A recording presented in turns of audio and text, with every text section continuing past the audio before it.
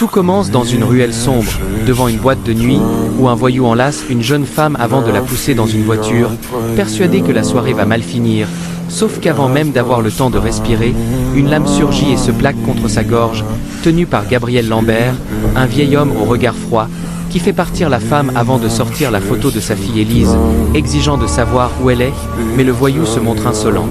Et en une seconde, Gabriel lui plante un couteau dans la cuisse, puis à main nue, lui brise la clavicule dans un craquement atroce, une douleur si violente que l'homme cède aussitôt et accepte de le conduire au repère du gang,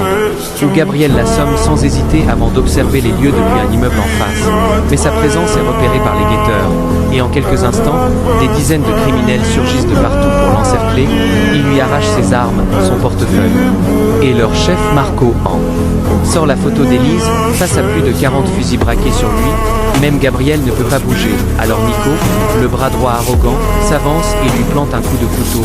Puis tout le gang se jette sur lui, le frappant sans pitié jusqu'à ce que son visage soit méconnaissable. Marco refuse pourtant de le tuer tout de suite, affirmant qu'ils sont des monstres sans règles, qu'ils ne libéreront jamais Élise et qu'ils veulent le faire souffrir vivant, ordonnant même qu'on lui scarifie le visage pour qu'il n'oublie jamais ce jour, puis ils repartent, laissant Gabriel à moitié mort sur le sol,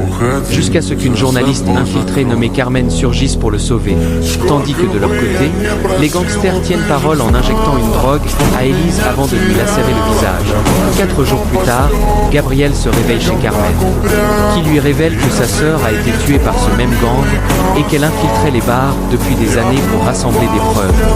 Uni par la vengeance,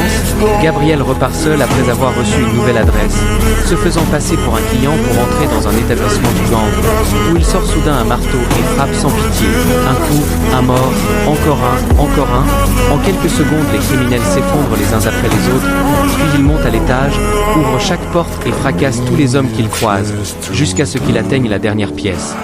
où il retrouve enfin Élise, brisée, marquée de cicatrices et de traces de seringues, comprenant aussitôt ce qu'elle a subi, il la prend dans ses bras et quitte les lieux en vitesse. Mais sur la route du retour, sa fille rend son dernier souffle, laissant Gabriel seul avec sa douleur. Le lendemain, il l'enterre sous un arbre, dit adieu à la dernière personne qui lui restait. Et à cet instant précis, une seule idée envahit son esprit, une promesse silencieuse, effacée jusqu'au dernier membre du cartel qui lui a tout pris, car ce n'est plus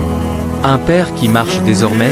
mais une tempête de vengeance prête à s'abattre sur tout le crime organisé.